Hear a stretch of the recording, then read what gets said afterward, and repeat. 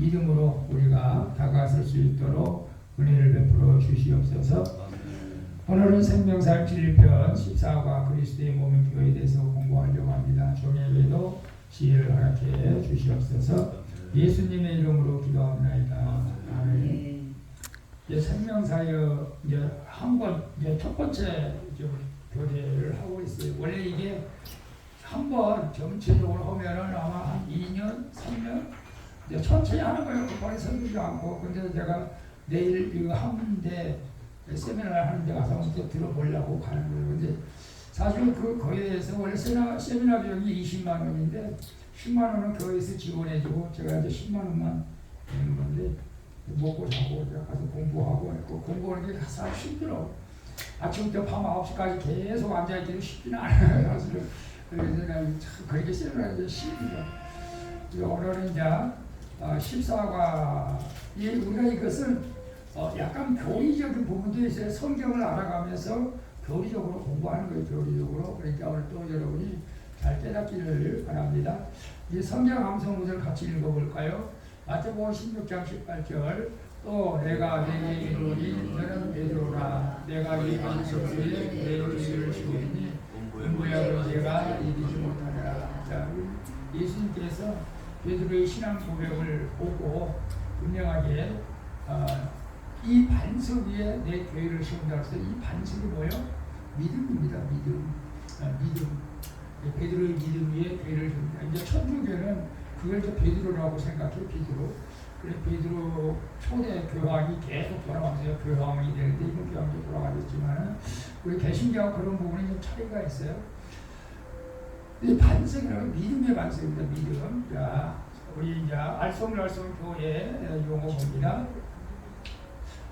기독교가 로마의 초대교회는 뭘 말하냐? 그걸 말하는 거예요. 초대교회였는데 기독교가 로마 국교로 인정되기 전까지 AD 30년에서 4세기까지를 존재하고 발전했던 교회를 초대교회라고 합니다.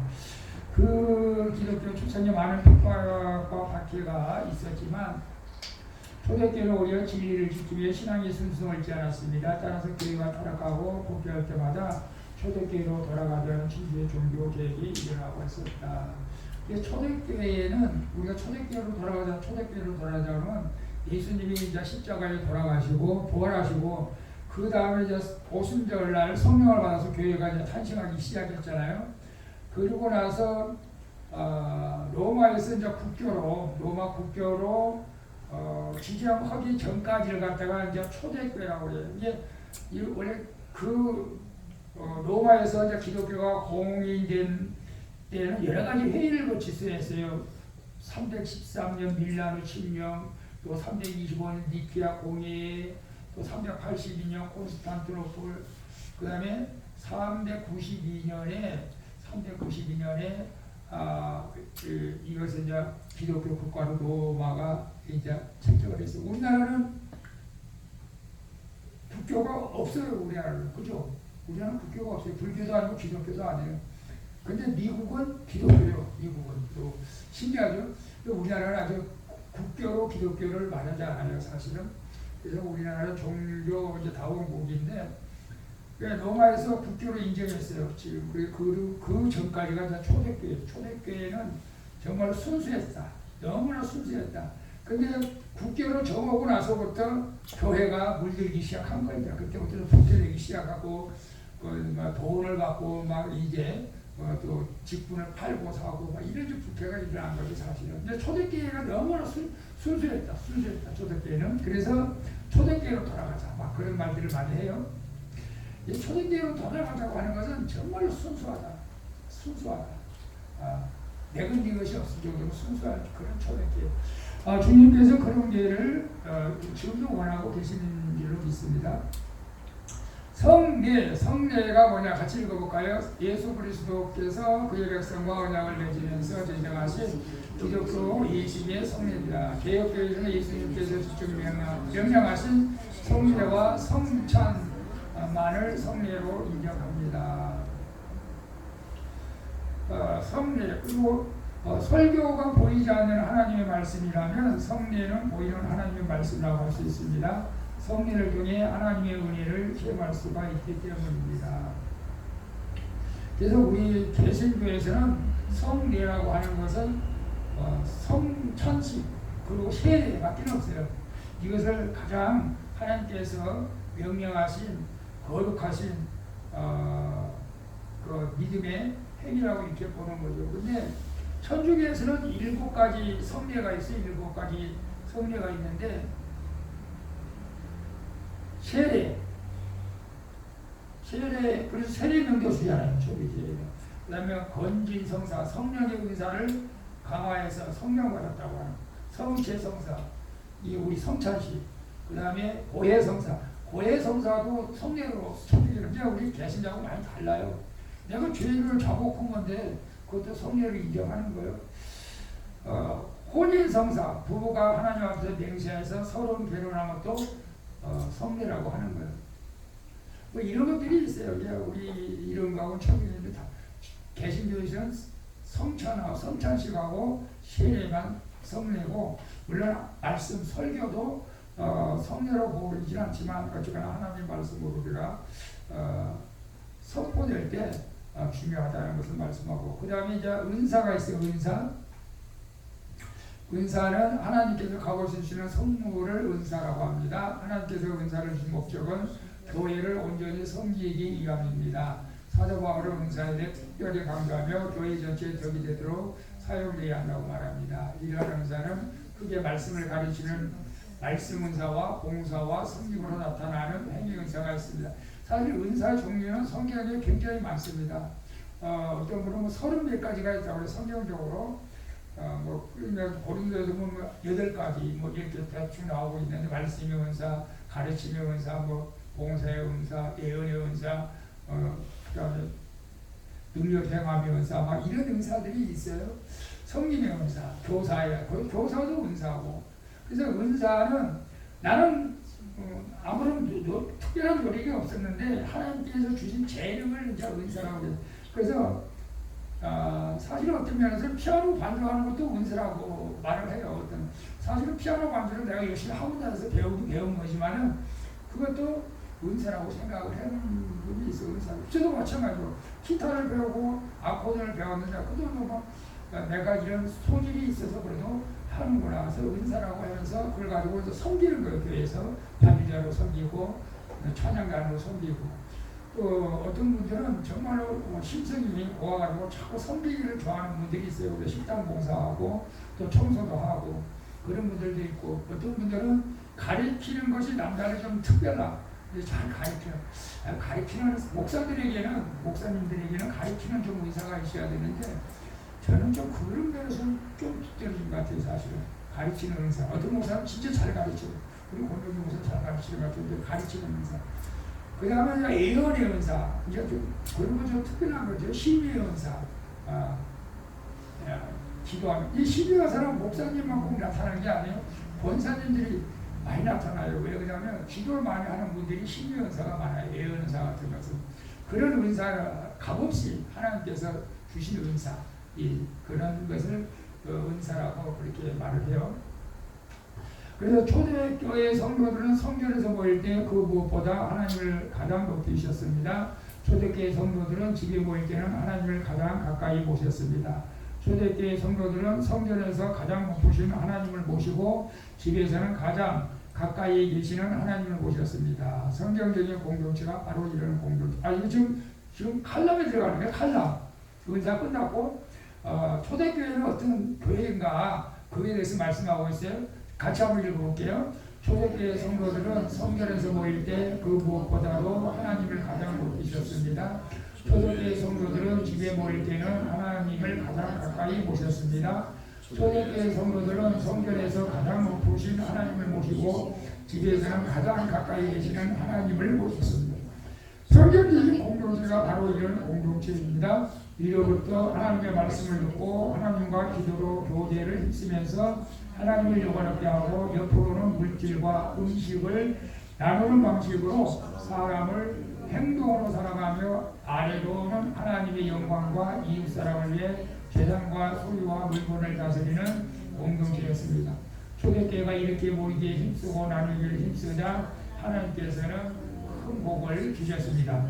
사도들로 인해 기사와 표적이 많이 나타났고 성도들은 하나님을 찬미하면서 하나님께 영광을 올려드렸습니다. 그리고 성도들은 모든 백성들에게 칭송을 받았으며 주님께서 구원받는 사람을 날마다 더하게 해주셨습니다.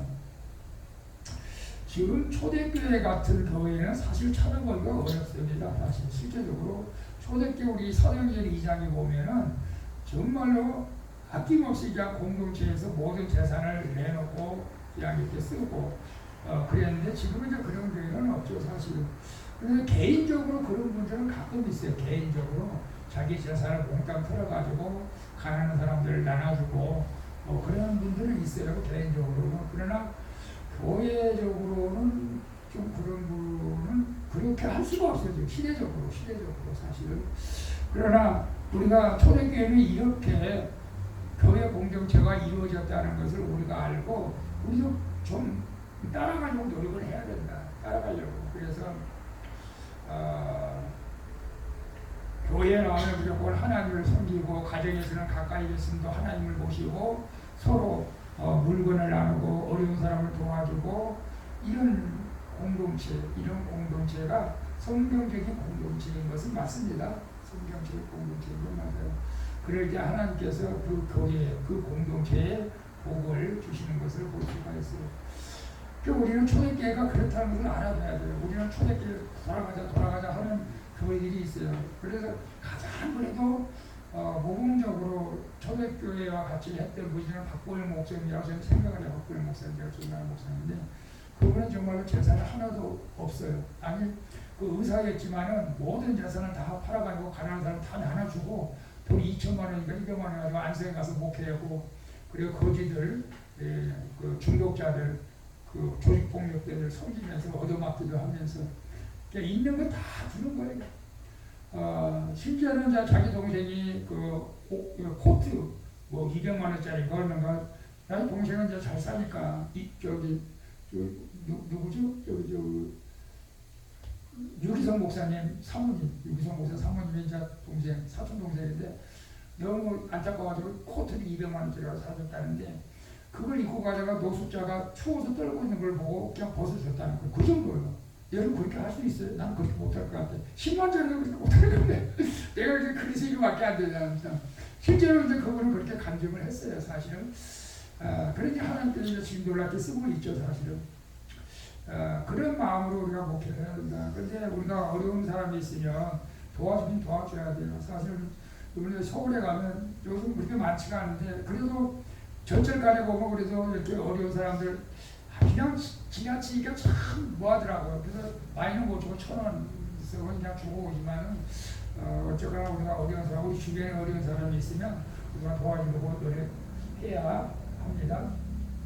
이런 말씀을 봅니다.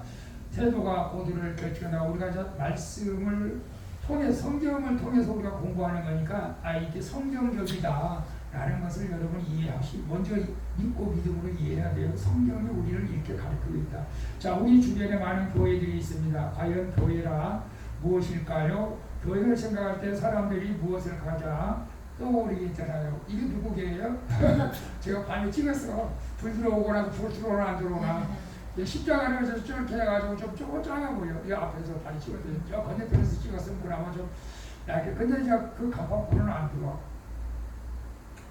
우리가 교회가 많이 있는데 교회 하면 여러분 뭘 먼저 떠올라요? 건물을 떠오르잖아요. 건물. 그렇잖아요. 십자가. 교회 하면 건물. 얼마나 건물이 멋있는가. 또 십자가 있는가 없는가. 그걸 생각하는데 여러분 이걸 알아야 돼요. 교회는 건물도 아니고 십자가도 아니다. 원래는 그래요. 교회는 건물도 아니고 십자가도 아니다. 원래 헬라어로 에클레시아라고 하는데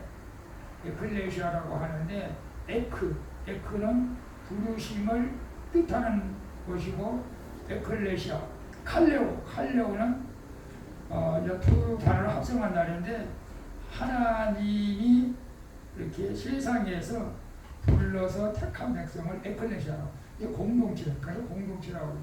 그래서 교회는 이 분명히 알아야 돼요. 건물도 아니고 십자가가 아니고 택한 택한 사람들이 모인 무리들, 택한 사람들이 모인 무리들이 교회예요.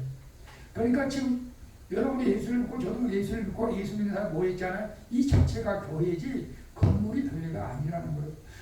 그래서 교회는 이동할 수가 있어요. 여러분 우리가 여기서 이렇게 예배 드리잖아요. 그러면 야외에 나가서 예배 드리잖아요. 그럼 야외에 나가서 예배 드릴 때 그 야외에서 예배 드릴 때 그 자체가 모임이 교회예요. 교회.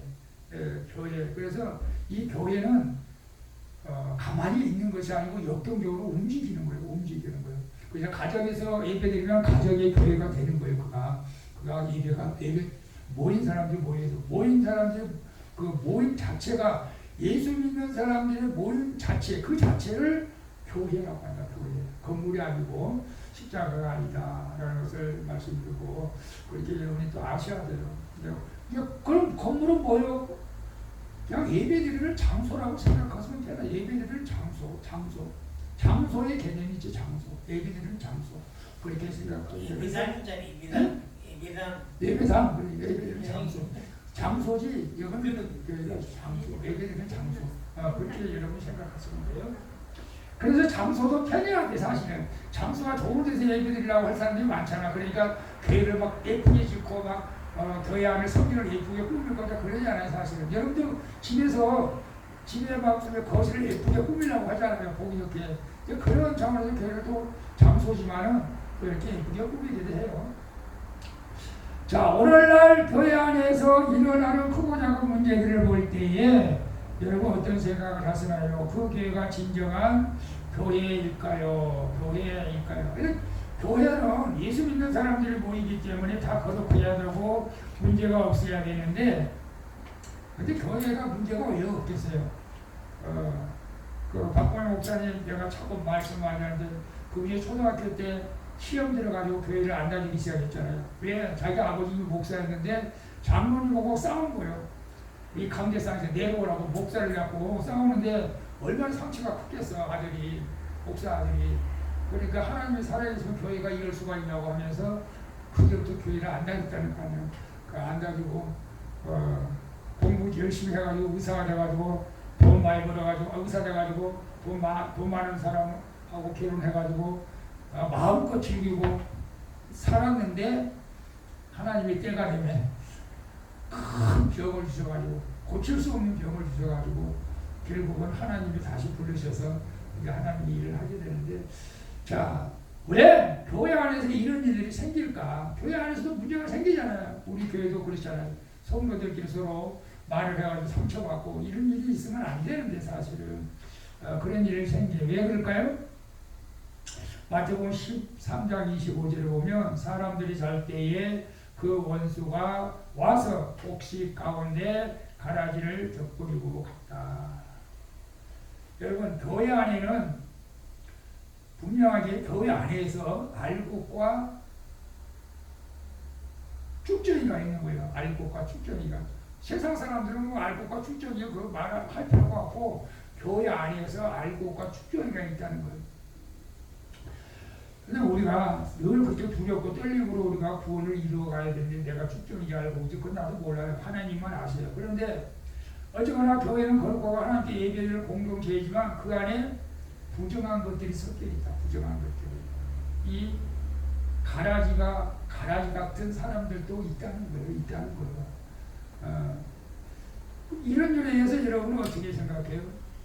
그래서 교회 안에도 가인과 아벨과 같이 아벨의 예배는 하나님이 받으셨고 가인의 제사는 하나님이 받지 않았어요. 우리가 이제 공동체로 예배를 드리잖아요. 그러면 이 예배는 우리가 공동체로 드리지만 여러분 개인적으로 볼 때에 어떤 사람의 예배는 개인적으로 받고 어떤 사람의 예배는 개인적으로 안 받고 그럴 수도 있다는 거예요. 그건 저는 몰라요. 하나님만 아시죠. 그럼 우리가 교회가 막 예배드리면 우리 모든 예배 받았습니다라고 우리는 쉽게 생각할 수도 있는데 그 중에서 어떤 사람은 그 예배를 하나님이 안 받는다 그런 것이죠 사실. 그러나 적어도 우리가 한 공동체 안에서는 거의 다 우리가 하나님 예배드릴 때 받아주실 줄로 믿습니다. 왜? 마음에 하면서 예배드리니까. 근데 원수가 곡식 가운데 가라지를 뿌려놓기 때문에 가끔가다 이 가라지들이 교회 안에서 문제를 일으킨다. 아이고, 꼭 그렇게 말하면 또 이상해. 교회 안에서 문제를 일으키는 가라지라고 생각하면 좀 이상하지만은 어쨌거나 이런 일들도 있을 수 있다. 그 다음에 갈라디아서 5장 16절에 보면 내가 이르노니 너희는 성령을 쫓아야 마라. 그리하면 육체의 욕심을 이루지 아니하리라. 육체의 소욕은 성령을 거스르고 성령의 소욕은 육체를 거스리나니 이들이 서로 대적함으로 너희 원하는 것을 하지 못하게 한다. 교회는 사람들이 많이 모이기 때문에 인간의 본질상 부패한 존재이기 때문에 문제가 일으킬 수도 있다는 거예요. 사실 우리가 예수 믿으면 어떤 칭의가 이루어져요. 칭의.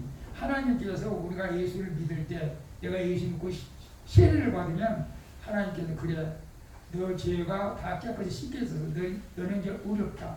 의로워. 그렇게 이루어졌지만은 인간이 원래 부패성이 있기 때문에 계속 유혹을 받고 있다는 거예요. 계속 유혹을 받잖아요. 사실 유혹을 받잖아요. 제가 지난번에 성화에 대해서 이제 성화는 뭐 영원히 죽을 때까지 우리가 성화되어 가야 되는데 성화되지 않기 때문에 계속 육신의 소욕을 이기지 못하고 넘어지고 좌절하고 상실하고 실패하고 이런 일들이 있을 수가 있다. 내가 예수를 믿었지만은 내가 완전히 성화되지 못하기 때문에 자꾸 죄에 빠지게 될 수밖에 없는 이런 본질적인 부패가 인간에게 있다. 그래서 우리 육체의 욕심을 나는 성령의 근데 사도 바울도 그랬잖아요. 오라 나는 공부한 사람이다. 내가 원하는 선언을 행하지 않고 내가 원하지 않는 일을 행한다. 여러분 그런 경험이 있어요? 저는 그런 경험이 있어요. 내가 이렇게 하고 싶은데 왜 이런 행동을 하지? 그런 때가 너무 많아. 내가 지금 기도해야 되는데 내가 밖에 나가서 뭐 하지? 이럴 때가 있어요. 사실 그때 빨리빨리 이제 깨달으면 이렇게 와서 해결기도 하고 그러는 거죠. 사실은 저도 우리 주석 목사님 목사랑 밥 안 먹으면 안 돼요. 밥 먹어야지. 밥 먹을 사람 목사 사람인데 어떤 분은 정말 목사 안 하고 화장실도 안 가는 걸 또 생각했다는 사람도 있어요. 이게 똑같아. 예수님도 똑같아요. 예수님도 육신의 몸을 입고 우리랑 똑같이 밥을 먹고 울기도 하고 그랬어요. 그래서 우리는 늘 이 성령의 소유를 따라 살려고 노력해야 된다. 그래서 말씀 읽고 기도하고 인내하고 절제하고 이런 일들을 계속 우리가 싸워가야 돼요. 그렇지 않으면은 내가 가라지 역할을 할 때가 있다니까 내가. 그래서 우리가 조심해야 된다 이거예요. 그래서 우리가 구원을 우리가 두렵고 떨리고 여러분이 우리는 누가 구원받았고 누가 구원받지 못하고 절대 알 수가 없어요. 누구도 알 수 없어요. 하나님만 아신다. 그런데 이제 성령을 통해서 자꾸 이러면서 우리에게 이제 말씀하시면 교회 안에도 가라지가 있어서 교회가 분열되고 시끄럽고 그렇다. 그리고 우리가 가라지가 돼서는 안 되겠죠. 자, 세 번째 봅니다. 머리 지식을 가슴 지식으로 우리가 이제 깨달아야 돼요. 예수님은 베드로에게 교회에 대한 약속을 주셨습니다. 이때 교회가 가장 기초가 된 것은 무엇입니까? 아까 이제 말씀드렸죠. 아까 말씀 읽었죠. 자, 마태복음 16장 시몬 베드로가 대답하여 가로되 주는 그리스도시요 살아계신 하나님의 아들이시니라. 또 내가 네게 이르노니 너는 베드로라. 내가 이 반석 위에 내 교회를 세우리니 음부의 권세가 이기지 못한다. 베드로 고백해요. 그런데 이제 카톨릭에서는 오해를 한 게 뭐냐면 베드로 위에 교회를 세우겠다. 베드로 위에. 그래서 카톨릭 교회에서 이제 베드로 성당을 지어도 베드로 초대 거기서 혼자 신부였겠죠. 그래서 교량으로 세워서 계속 베드로 후계자로 교량을 지금 선출해 가는 거예요. 거기서 베드로 위에 교회를 세우겠다고 생각하는 거. 베드로 위에. 근데 우리 여기서 분명히 알아요. 베드로 위에가 아니고 너는 베드로라. 내가 이 반석 위에 내 교회를 세운다. 이 반석. 이 베드로의 고백입니다. 베드로 고백은 뭐예요? 신앙 고백이잖아. 신앙 고백. 예수님의 반석, 믿음의 고백, 믿음의 고백, 믿음의 고백. 그러니까 우리가 주는 그리스도시요 살아계신 하나님의 아들이라고 믿는 이 고백 위에 교회가 세워지는 것이지 인간적인 모임이 될 수가 없다는 것. 인간적인 모임이 될 수가 없다는 것. 그래서 이것이 기초가 되어져야 교회가 교회다워지는 것이죠. 그래서 물론 이제 예수 그리스도를 믿는 믿음으로 이제 우리가 고백하면서 이제 교회에 이제 설립 예배 드리고 이제 그러잖아요. 근데 또 어떤 교회는 또 가족끼리 형제들이 이렇게 모여서 또 예배 드리고 그게 나쁜 것은 아니지만 그 안에도 예수 그리스도를 믿는 고백이 있으면 상관이 없겠죠.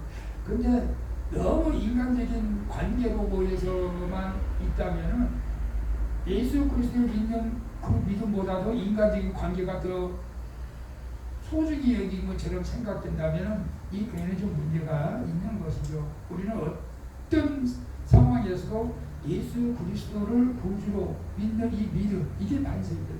반석은 예수님을 의미하는데 반석. 예수님 위에 교회를 세우겠다. 예수님 믿는 그 믿음 위에 교회를 세우겠다.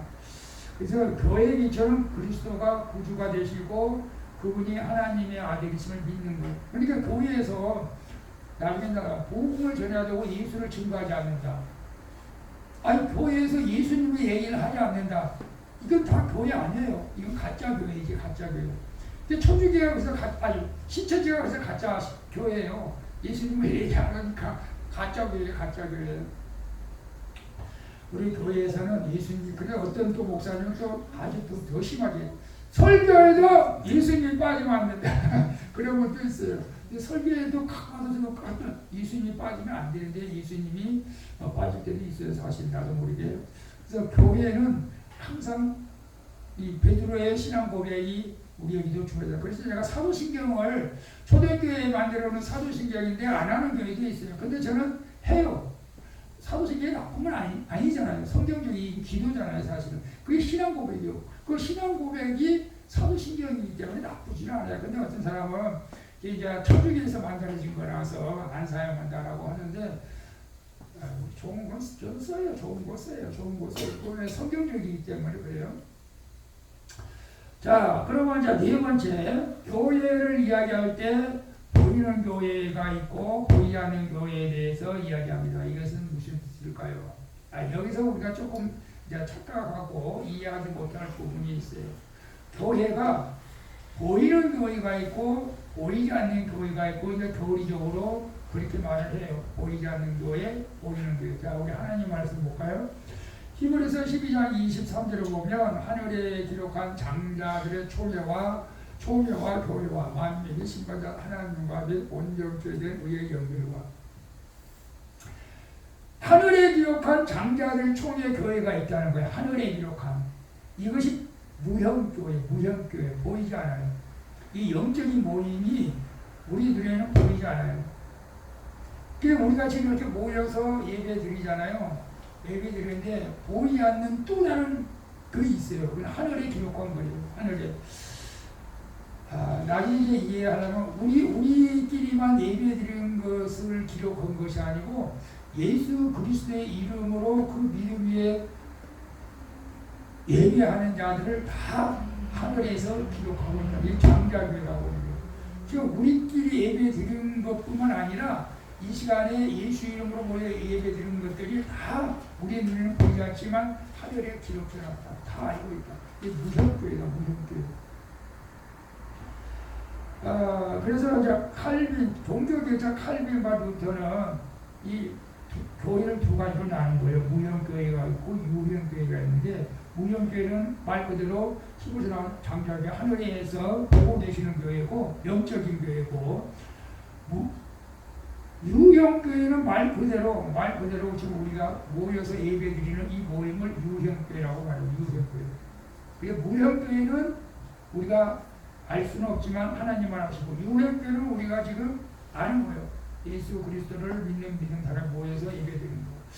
자, 그래서 고린도서 15장 9절에 나는 사도 중에 지극히자 내가 하나님의 교회를 핍박하였으므로 사도라 칭함을 받기에 감사하고 이 교회를 핍박했다고 하는 것은 물론 예수 믿는 사람 한 사람 한 사람을 핍박하는 것도 맞는 말이지만은 이렇게 모여서 예배 드리는 공동체를 핍박했다는 거예요. 핍박했다는 거예요. 교회를. 그래서 유형교회, 보이는 교회, 보이는 교회.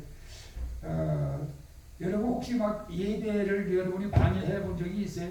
이게 사도 바울처럼 그런 예를 드는 거예요. 예배를 드리는데 시끄러워! 찬송 부리지 마!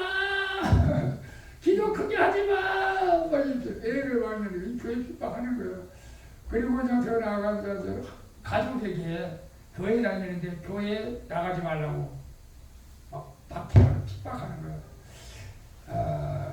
심지어 사도 바울은 교회 예수 믿는 사람한테 감옥에 넣기 위해서 대제사장을 고발하고 그런 일들을 했잖아요. 그런 면에서 저도 죄인 중에 괴수라고 하는 것이, 동생이 교회 다니는데 못 가게 했잖아. 학생회장으로 열심히 봉사하는데 고등부 학생회장으로 열심히 섬기는데 내가 장남의 주권으로 교회 나가지 마. 서울로 올라와 공부해. 그래가지고 서울로 데리고 고등학교를 참석시켜가지고 서울로 올라오게 해가지고 검정고시 보게 해가지고 대학교 보내놨더니 나중에 대학교도 참퇴해버리고 신학교로 다시 들어가서 지금 목사가 된 거야. 그래서 내가 얘기하는 거지 사실. 막내가 정읍에서 목회하고 있어. 정읍에서. 근데 시골이라서 그냥 농사짓고 이제 그러고 하는데 참 내가 회개를 많이 해. 그대로 놔뒀으면 하나님이 더 크게 쓸 텐데 참 내가 속이 상한데. 요한복음 17장 22절에 내게 주신 영광을 내가 저에게 주었사오니 이는 우리가 하나 된 것 같이 저희도 하나 되게 하려 합니다. 교회는 하나다. 예수님의 성부 하나님과 성령 하나 삼위일체가 하나가 된 것처럼 하나가 되는 거예요. 사실은 이게 참 공부를 하면서도 이 하나 되지 못한 부분들을 우리가 회개해야 됩니다. 사실은 천주교요, 카톨릭은 이 하나가 된 것을 외적 조건으로 따져. 외적 조건으로. 그래서 이 천주교는 분리가 잘 안 돼 있어요. 분리가 안 돼 있어요. 그래서 교회양을 중심으로 천주교는 다 하나가 돼 있는 것은 외적 조건. 천주교는 외적 조건으로 따지는데 우리 이제 개신교에서는 이건 외적 조건보다 이제 영적으로 가야 돼. 영적으로 우리가 보게 되는데 예수 그리스도를 믿는 사람들의 모임은 하나로 간주하다. 하나가 되죠. 그래서 감리교나 순복음교나 장로교나 기장이나 다 우리는 하나로 이렇게 영적으로 우리가 봐야지 별개로 보면 안 된다는 거예요. 근데 외적으로 보면 다 따로. 그래서 우리는 개신교에서는 외적으로 보지 않고 영적으로 본다. 영적으로 하나다. 교회는 하나다. 그래서 이제 연합회가 만들어지고 이제 그렇게 되는 거예요. 그래서 우리가 천주교 감리교, 순복음교회, 침례교 비판하지 않잖아요. 사실은 비판하지 않아요. 그래서 우리는 다 하나다. 그래서 우리는 이런 개념을 가지고 있어야 돼. 이런 개념을. 그래서 우리가 그들을 핍박할 필요도 없고 영적으로 하나다. 그 다음에 거룩하다고 하는 것은 에베소 5장 27절 자기 앞에 영광스러운 교회로 세우사 티나 주름 잡힌 것이나 이런 것들이 없이 거룩하고 흥겹게 하려 하시리라. 아까도 제가 천주교 7개 성례가 있다고 그랬잖아요. 세례, 또 성령 은사 받는 것, 성찬식, 결혼, 이렇게 고해성사, 이런 것들이 있어요. 근데 우리 개신교에서는 우리가 예수 믿으면 우리가 이미 거룩하게 진 거예요. 그다음에 거룩하기 위해서 우리가 성찬을 해말이에요. 성찬식으로 고난주간 했잖아요. 우리가 성찬을 통해서 우리가 더욱더 하나님의 자녀라는 것을 확신을 우리가 갖게 되는 거예요. 그래서 개신교의 거룩함하고 천주교 거룩함하고 이런 차이가 있어요. 근데 개신교 거룩함이 우리가 생각하면 편해요. 어떤 면에서는. 내가 예수 믿고 교회 나와서 예배 드리면 이미 우리는 거룩해졌다 라고 말을 하죠. 새 생명을 얻었고 하나님 앞에 의롭게 되었다. 거룩해짐을 믿는 거죠. 너무 편해요 사실은. 근데 영적으로는 그렇게 하나님이 의롭다고 불러주는데 성화되지 않는 부분은 있어요. 성화되지 않는 부분에 대해서는 각자가 좀 우리가 생각할 필요가 있어요. 하나님께서 우리를 의롭다고 불러주었지만 내가 성화되지 않았어요. 이런 부분은 내가 깨달아서 하나님 앞에 우리가 더 거룩하게 나가야 될 길로 믿습니다. 그래서 외적으로 오면 내가 거룩해졌다라고 표현하는 것은 어떤 하나님 앞에 예수님 앞에 헌신하는 것으로 나타낼 수가 있다. 그렇게 말해요. 내가 예수 믿고 거룩해졌으니까 내가 교회 봉사하고 전도하고 섬기고 그런 것으로 표현할 수가 있다라고 하지만 천국하고는 그러면 달라요. 그러나 이미 내가 예수 믿을 때 거룩해졌다. 그런 것을 여러분이 믿으시길 바라고. 그러니까 저는 그렇게 생각하죠. 우리가 죄인은 죄인이에요. 근데 맨날 두 가지 면이 있어요. 두 가지. 동면의 양면처럼 내가 죄인인 건 맞아. 그렇다고 내가 죄에 눌러 살면 안 돼. 나는 예수 때 해방됐잖아. 해방됐지만은 그래도 주님 앞에서는 내가 또 머리를 숙여야 주님, 난 죄인입니다. 저는 그렇게 생각해요. 그러나 세상에 나가서는 우리가 이제 자유와 해방을 누리며 당당하게 살아가야 될 길로 믿습니다. 자, 그래서 아까 보편성에 대해서 말씀드렸는데 고린도서 3장 10절 거기에는 헬라인과 유대인이나 할례당과 무할례당이나 야인이나 수구다인이나 종이나 자유의 분별이 있을 수 없나니 오직 그리스도는 만유시요 만유하는 것이다. 그래서 우리 사도 바울의 서신서 보면은 종하고 주인하고 같이 레벨이 같아요. 우리가 믿음 안에서는 그 교회 안에서도 이건 종이었는데 장로를 세웠어. 종이 아니에요. 교회 안에서 종이 아니에요. 그래서 대등하게 우리는 그래서 기독교가 이 땅에 와서 가장 큰 공헌하는 것은 뭐냐? 신분 차별은 없애고요. 신분 차별 조선시대 때 양민, 천민, 양반, 천민 이런 걸 없애요. 기독교잖아. 기독교 신분 교사는 안 된다. 그래서 천민 옛날에 조선시대 때 가장 천한 사람이 어떤 사람들이 있어요? 백정, 그죠? 백정이 배지 잡는 사람들은 백정이가 거기 천한 신분이 근데 그 사람들이 교회에 와서 양반들하고 같이 성찬식하고 같이 양반들이 좀 시기했지 그 당시에. 근데 교회에서 그래서 여자들이 이렇게 업그레이드 된 건 기독교 때문에 그러는 거예요. 기독교는 남녀 성 구분을 안 하고 여성 상위 신으로 올라가게 한 거예요. 사실. 그래서 기독교 안에서는 절대 차별을 줘서는 안 된다. 배우고 못 배우고 가난하고 부자고 이거 차별 없다. 키가 작고 크고 차별 없다. 그것이 이제 보편성이야. 보편성. 그래서 우리 교회에서는 그렇게 해야 될 줄을 믿습니다. 근데 아까 제가 말했지만은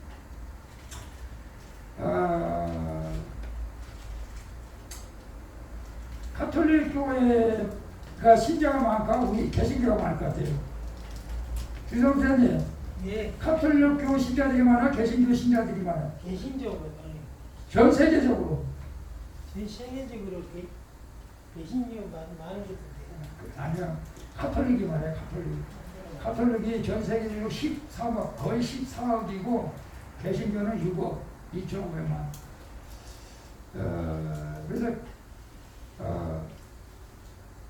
우리 개신교도 영적으로도 보편성을 지나치게 좀 강조하지만은 우리가 외적으로도 좀 우리가 강조를 할 부분들이 있어요. 가톨릭에서는 보편성을 외적으로 강조해요. 외적으로. 우리 기독교에서는 영적으로 강조해요. 근데 우리가 영적으로나 현실적으로 우리가 보편성을 가지고 우리가 교회를 해나가야 된다고 저는 생각을 해요. 자, 교회가 교회답기 위해서는 세 가지 증표가 있어야 되는데 그 특성이 무엇입니까? 교회다운 표지가 있어야 돼. 표지. 이건 정말 교회다운 이게 요거 이제 여기에 이제 생명사역 이 표지가 있잖아요. 그 교회 표지가 있어야 되는데 교회다운 표시가 증표가 뭐가 있어야 되냐? 가파만 있으면 교회일까요? 십자가만 있으면 교회일까요? 그렇지 않다. 그래서 그건 뭐냐? 여기까지 봅니다. 첫 번째, 사도행전 1장 7절에 하나님의 말씀이 점점 왕성하여 예루살렘에 있는 제자의 수가 다 힘이 많아지고 허다한 제사의 무리도 이 도에 붙여. 하나님의 말씀이 있었다. 하나님의 말씀. 가장 중요한 것은 교회에 하나님의 말씀이 있어야 돼요. 이게 성경 말씀이 있어야 되는데 엉뚱한 것을 가르치면 안 돼요. 엉뚱한 거 가르치면 안 되고 하나님의 말씀으로 제자들을 가르치는 이 표시가 있어서 표시, 이게 증표입니다. 복음이 선포되면 복음이 선포돼야 돼. 우리가 설교에서도 복음이 선포되어야 되지만은 설교에서도 복음이 선포되어야 되지만은 실제적으로 현장에 나가서 전도를 해야 돼요, 사실은. 그래서 우리가 전도하는데 좀 일주일에 한 번 한 것은 저도 늘 주님 앞에 이제 미안합니다, 죄송합니다 하긴 하는데 사실 초대교회 날마다 나가서 이제 복음 전도하고 그런 저도 그럴 때가 아마 오지 않을까 싶기도 하는데 날마다 나가서 전도하고 이게 이제 교회 표준. 이 전도하는 교회는 교회라고 보기가 좀 성경적으로 보면 좀 어렵죠, 사실은. 전도 안 하는 교회는 교회라고 보기가 어렵다. 전도해야 된다. 복음을 전파해야 된다. 그 다음에 넘어서니까 그러므로 우리가 그의 죽음 아파요 세례를 받음으로 그와 함께 장사된 이는 아버지의 영광으로 말미암아 그리스도 죽은 자 가운데 사는 것이 우리 또한 새 생명 가운데서 행하게 하려 하십니다. 성례가 있어요. 성례 교회 안에서는. 그래서 우리가 1년에 2번 성찬 시간인데 사실 좀 적게 하는 거예요. 적게 하는 거예요. 어떤 교회는 매주마다 하는 교회도 있다고 그래요. 그래서 매주마다 우리 사모님 영락있지 또 목살나겠지. 그래서 그전에는 한 달에 한 번 정도 한 적도 있어. 한 달에 그것도 쉽지가 않아요. 저도 준비해야 되고 사모님 그래서 이제 1년에 2번 하는데 조금 아쉬운 부분이 있어요. 아쉬운 부분이 있어서 그래서 송구영신 예배 때 한번 할까 그런 마음도 가졌었는데 송구영신 예배 때 좀 그렇게 못했어요, 사실은. 근데 저는 기회가 되면 막 하고 싶어요, 사실은. 하고 싶은데 그러나 좀 우리가 이 성례는 반드시 해야 돼. 그래서 우리가 1년에 2번 성찬식 하는데 여러분 이 1년에 이 성찬식 때 빠지면은 문제가 있어요, 사실은. 성찬식 때 빠지면 안 돼요, 사실은. 교회에는 세례를 줘야 되고 성찬식을 해야 돼요. 만약에 어떤 여러분 주변에 교회 가서 이 교회 성찬식을 안 하는데 그러면 잘못된 교회예요. 세례 안 준대 잘못된 교회예요. 이거 기독교라고 보기가 어려워요. 그런 교회 가면 안 된다는 거지. 그래서 우리는 이 성찬 세례가 있어야 된다. 이게 표시다. 이것이 교회다라는 게 표시야. 이게 표시예요. 그 다음에 세 번째, 네 형제가 죄를 범하거든 너와 그 사람과만 본거라. 만일 들으면 네 형제를 얻을 것이요 만일 듣지 않거든 또 한 사람이 데리고 가서 교시의 증언으로 말하게 점잖지 않아. 만일 그들이 말 듣지 않거든 교회 말하고 교회 말도 듣지 않거든 이방인과 세례와 같으라. 이것은 지금 우리가 잘 안 하고 있는데 권징. 이 장로교회에서는 권징이 있어요. 권징이 뭐냐면 장로답지 못하고 권사답지 못하고 집사답지 못하고 성도답지 못하고 오히려 교회에 피해를 주고 이러면 권면하는 거예요. 이렇게 하면 안 됩니다. 권면을 해요. 이렇게 하면 안 됩니다. 말을 너무 함부로 해. 말을 너무 그렇게 함부로 하면 안 됩니다. 주의를 너무 빠지면 안 됩니다. 계속 권면을 하는데도 계속 교회의 말을 안 들으면은 이제 이방인과 세례같이 여기라. 권면하고 교회도 징계가 있어요. 그래서 우리 노예에서 우리 이영길 목사님 난 저도 마음이 아깝지만 근데 실제적으로 교회 권징 징계는 거의 아주 특별한 경우 아니면 안 합니다. 사실 아직 이단에 빠져가지고 교회 성도들한테 포섭시키고 막 이렇게 하면은 당연히 이제 출교시키는 거죠. 그러면 사람을 출교시켜야 되지만은 내가 사회적으로 조금 실수하고 술 먹고 담배 피우고 폭력하고 그것 때문에 권징하지는 않아요. 그것 때문에 우리가 기도해주고 그런 것이. 그러나 정말로 다른 교리를 받아갖고 와가지고 교회 와가지고 다른 교리를 믿으라고 막 이렇게 잘못된 사람은 교회에서는 반드시 권징 검증해야 됩니다. 출교를 하든지 고민을 해가지고 바른 신앙을 갖게 해야 된다는 것을 말하고 있어요. 근데 우리 교회는 뭐 아직 그 정도까지 우리 성도가 안 나쁜 성도는 없으니까 평교에 가면 별난 성도가 많이 있어서 그래요. 별난 성도가. 자, 빨리빨리 넘어갈게요. 교회가 이 땅에 존재하는 목적이 있습니다. 성도들은 교회를 통해서 어떤 일을 해야 할까요? 여러분, 성도들은 교회를 통해서 무슨 일을 해야 될 것 같아요? 여러분 한번 생각해 보세요. 뭐 할까요? 예배 드리고, 찬양하고, 기도하고, 그리고 이제 당연한 거지만은 우리가 오늘 공부하면서 성경적으로 보면 이거예요. 마태복음 28장 19절 그러므로 너희는 가서 모든 족속으로 제자를 삼아 아버지와 아들과 성령의 이름으로 세례를 주라.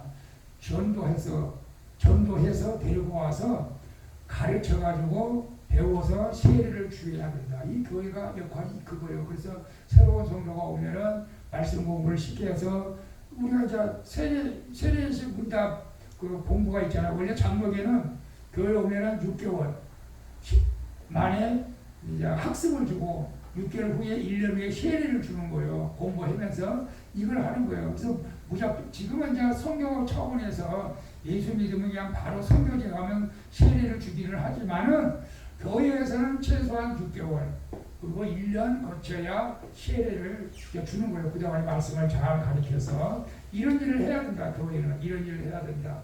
그리고 아까 말씀드렸지 교회에서 뭘 한다고요? 예배 드리는 거예요. 교회는 예수 믿는 사람이 공동체인데 예배 안 드리고 수덕수덕 그냥 세상적인 말만 하고 헤어진다? 그건 교회가 아니죠, 사실은.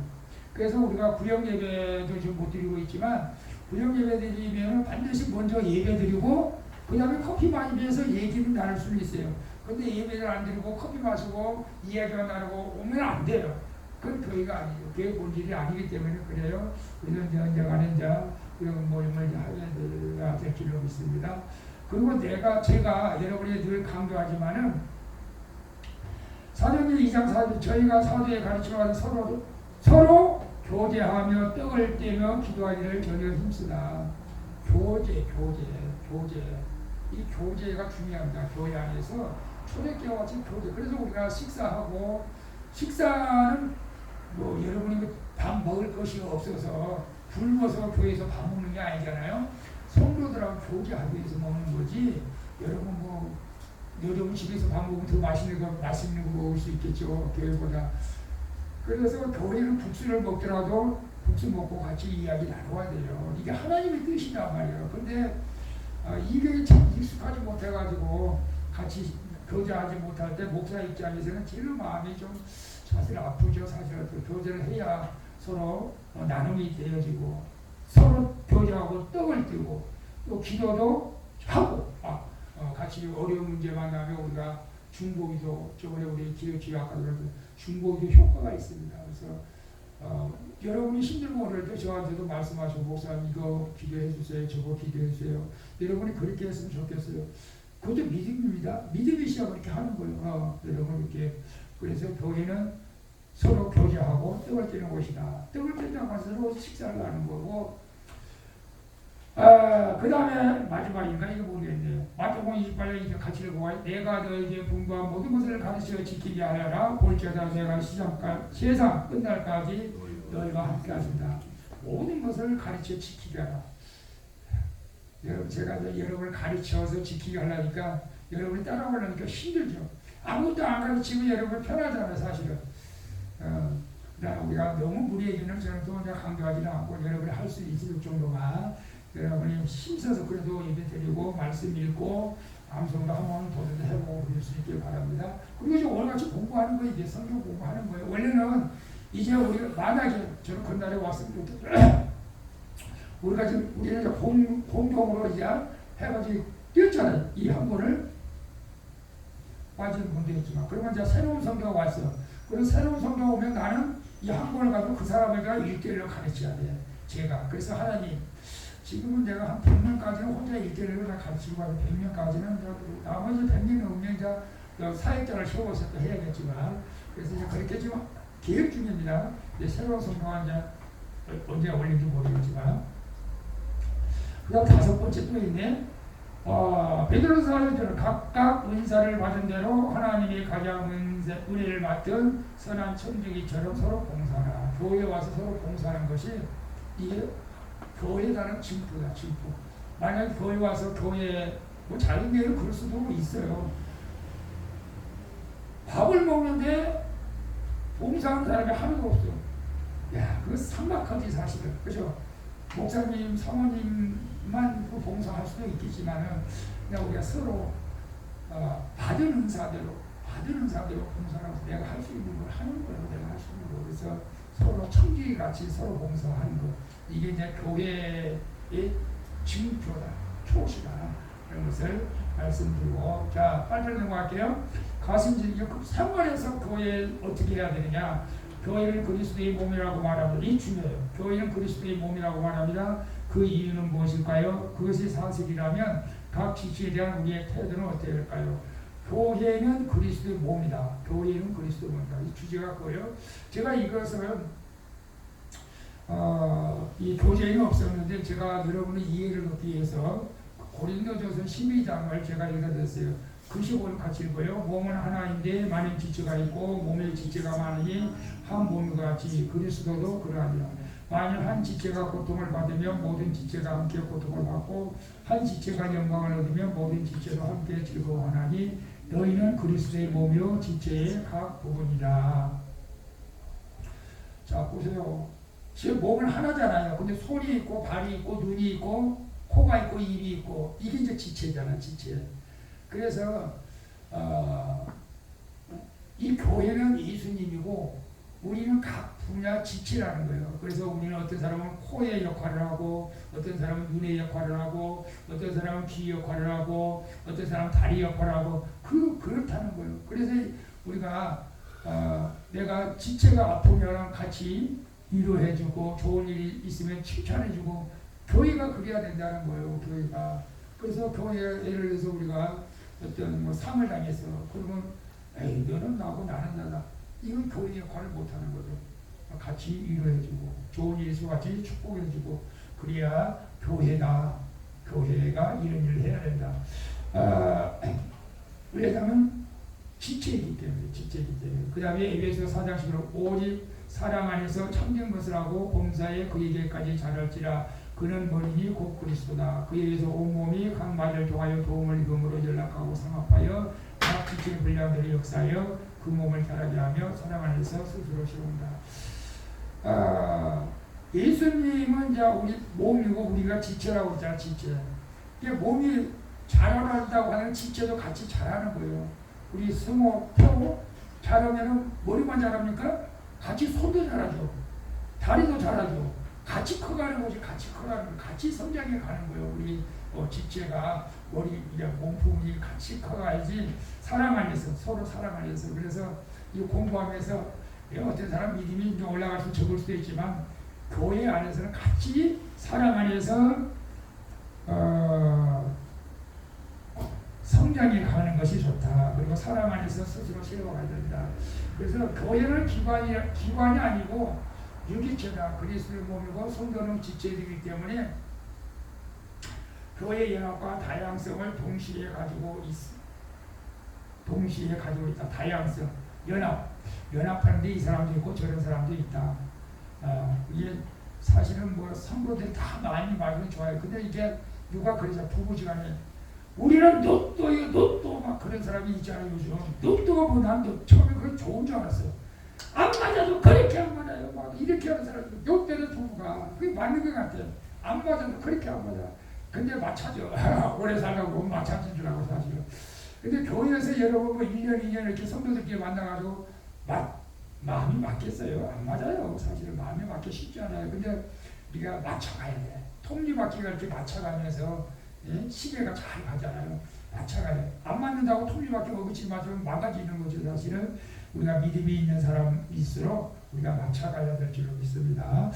자, 마지막입니다. 교회는 이 땅에 전도, 예배, 교제, 훈련, 섬김 공동체로 존재해야 합니다. 우리는 그리스도의 몸인 교회의 각 지체로서 각자 맡겨진 사에게 헌신해야 합니다. 자신이 가장 착한 사역의 분야는 어디며 이를 어떻게 할 것인가를 한번 나눠보시기를 바랍니다.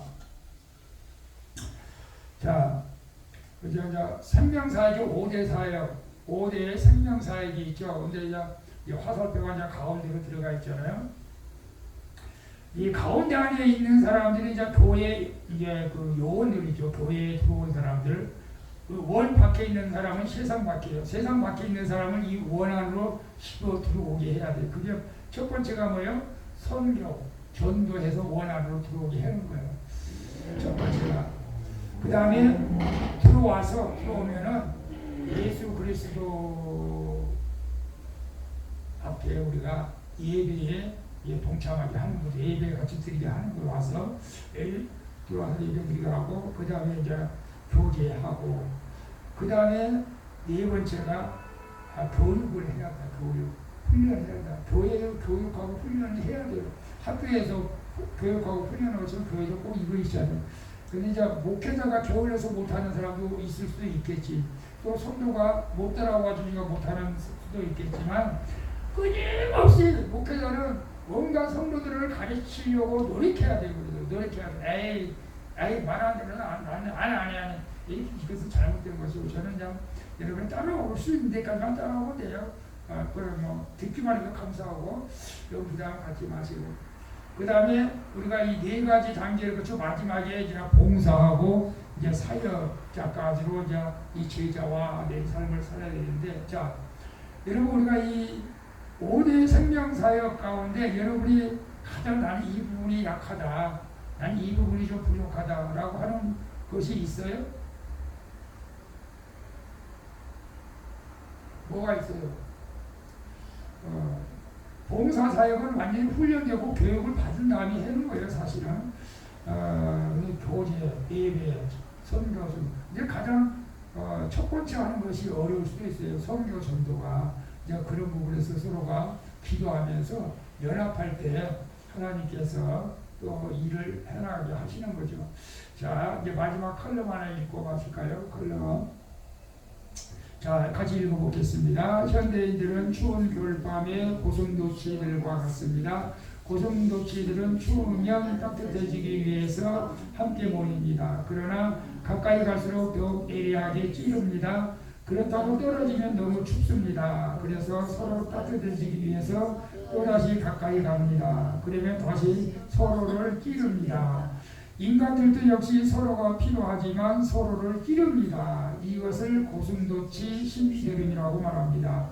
이 문제를 어떻게 치료할 수 있을까요? 고슴도치 신비름을 치료하는 약 이름은 코이노니아, 교제입니다. 교제, 코이노니아입니다. 4년 전에 초대교회는 성전에 모이고 집에서 교제했습니다. 구역모임.